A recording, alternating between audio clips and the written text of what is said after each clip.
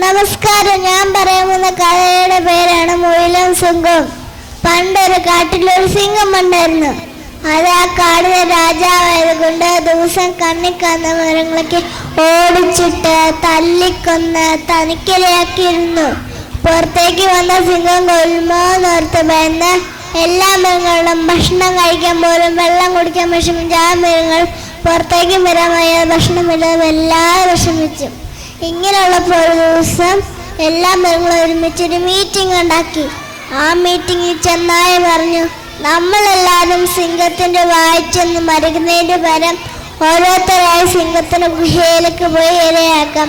അങ്ങനെ നമ്മൾ ചെയ്യുകയാണെങ്കിൽ ഇനി സിംഹത്തിൻ്റെ ചെന്ന് പേടിക്കേണ്ട ആവശ്യം ഉണ്ടാവില്ല. മറ്റുള്ള മൃഗങ്ങളെ സമ്മതിച്ചു. ശരി, ഞങ്ങൾ ഇതിനെ സമ്മതിക്കുന്നു. എന്നായാലും ഒരു ദിവസം അതിൻ്റെ ഇരയാവും. അതെന്നാന്ന് പറഞ്ഞാൽ അതൊരു സമ്മതത്തിനോട്. അതിനുശേഷം ആ ചെന്നായ സിംഹത്തിന് ഗുഹയിൽ ചെന്ന് അവിടെ സംഭവിച്ച കാര്യങ്ങളെല്ലാം പറഞ്ഞു. അത് കേട്ട് സിംഹം പറഞ്ഞു, ശരി ശരി, ഞാൻ നിങ്ങളുടെ മഹാരാജാവല്ലേ, ഇവിടെ നീ പറഞ്ഞ് ശീലിക്കുന്നു. പക്ഷെ ഒരു കാര്യം ഓർമ്മയിരിക്കട്ടെ, എന്തെങ്കിലും എനിക്ക് ഭക്ഷണം കിട്ടി ശ്രമിച്ചാൽ ഞാൻ നിങ്ങളെ വെറുതെ വിടില്ല, എല്ലാവരെയും ഒറ്റയടിക്ക് തിന്നുകളയും എന്ന് ഹാന്തത്തോടെ പറഞ്ഞു. സിംഹം പറഞ്ഞു. ചെന്നായ തല വണങ്ങി സമ്മതിക്കുകയും ചെയ്തു. അന്ന് മുതൽ ഓരോ മൃഗം സിംഹത്തിന്റെ ഗുഹയിലേക്ക് ഇരയായി ചെന്നു. അന്ന് മുതൽ ഓരോ ദിവസം ഓരോ മൃഗം സിംഹത്തിന് ഇരയായി ചെന്നു. അന്ന് മുതൽ അലഞ്ഞു തിരിഞ്ഞു വേട്ടയുടെ ആശയിലെല്ലാം നിർത്താൻ സിംഹം ഗുഹയ്ക്കുള്ളിൽ വെച്ച് സന്തോഷത്തോടെ തൻ്റെ ഇരയെ വീക്ഷിച്ചു.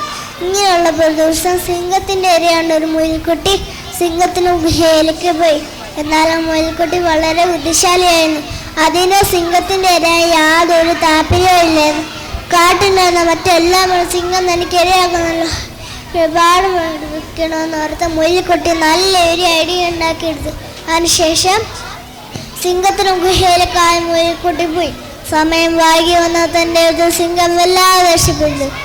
സിംഹം പറഞ്ഞു, ഞാൻ നേരത്തെ പറഞ്ഞിരുന്നാലേ കൃത്യസമയത്ത് ഇവിടെ എത്തണമെന്ന് നിങ്ങൾ എനിക്ക് തന്ന വാക്ക് പാലിച്ചില്ല. അവിടെ ഞാനും നിങ്ങൾക്ക് തന്ന വാക്ക് പാലിക്കുന്നില്ല. നമ്മൾ എല്ലാവരെയും ഒറ്റയടിക്ക് തിന്നുക.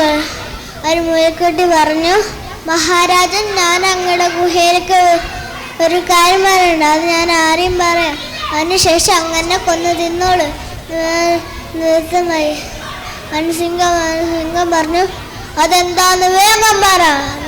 മുയൽക്കുട്ടി പറഞ്ഞു, മഹാരാജൻ, ഞാൻ അങ്ങയുടെ ഗുഹയിലേക്ക് വരുമ്പോൾ വഴി വെച്ചൊരു സിംഹത്തെ കണ്ടു. ഞാൻ വല്ലാതെ പേടിച്ചു.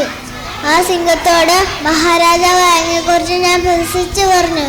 എന്നാൽ ആ സിംഹം അതിനെക്കുറിച്ച് വളരെ തെറ്റായി സംസാരിച്ചു. എനിക്ക് എൻ്റെ ഒത്തിരി ദേഷ്യം വന്നു. എൻ്റെ കാടിൻ്റെ മഹാരാജ അങ്ങയെക്കുറിച്ച് എന്തിനാ ഇങ്ങനെ തെറ്റായി ചോദിച്ചു ഞാൻ ചോദിച്ചു. തെറ്റായി ചോദിക്കുന്നു ചോദിച്ചു. എനിക്ക് ധൈര്യം ഉണ്ടെങ്കിൽ ഈ കാര്യം എൻ്റെ നേരിട്ട് പറയാം എന്ന് പറഞ്ഞു. ഞാൻ എന്തിനു വേണം? ധൈര്യം ഉണ്ടെങ്കിൽ എൻ്റെ അടുത്തേക്ക് വരാൻ പറ. അതുകൊണ്ട് മഹാരാജ ഞാൻ വരാൻ ലേറ്റായി. ഇത് കേട്ട സിംഹദേശം കൂടുതലാക്കി. വാ, ഇപ്പൊ തന്നെ പോവാം. അവനൊരു കൈ നോക്കിയിട്ടുള്ള ബാക്കി കാര്യം. സിംഹം മറപ്പെടുന്നേരെ സിംഹത്തെ കാടിന് നടുന്നുള്ള ഒരു പഴയ കണിയത്തേക്ക് കൊണ്ടുവന്നു. അതിന് മുയൽക്കുട്ടി പറഞ്ഞു, മഹാരാജൻ അതിനുള്ളിലേക്ക് എത്തി നോക്കൂ, അതിനുള്ളിലാണ് ആ സിംഹമുള്ളത്. ദേഷ്യത്തിലായിരുന്ന സിംഹം കാലത്ത് വെച്ച് എത്തി നോക്കി പേടിപ്പിക്കാൻ ഗർജിക്കുകയും ചെയ്തു. അപ്പോൾ ആ സിംഹത്തിന്റെ ബിംബം വെള്ളത്തിൽ നിന്ന് തിരിച്ച് ഗർജിക്കാനും ചോദിച്ചു. അതിന് മുയൽക്കുട്ടി പറഞ്ഞു, കണ്ട മഹാരാജൻ, അങ്ങയുടെ ഒന്ന് തിരിച്ച് ഗർജിക്കുന്നതുകൊണ്ടോ? സിംഹത്തെ ദേഷ്യം കൂടുതലാക്കി. ഇത് കേട്ട സിംഹം ഒട്ടും ആലോചിക്കാതെ വെള്ളത്തിൽ എടുത്തു ചാടി. അതിൽ മറ്റൊരു സിംഹവും ഇല്ല. സ്വയം കിണലിലേക്ക് വീണു. പുറത്ത് വരാൻ അറിയാതെ വെള്ളത്തിൽ കിടന്ന് കഷ്ടപ്പെട്ട് മുങ്ങി മറിച്ചു.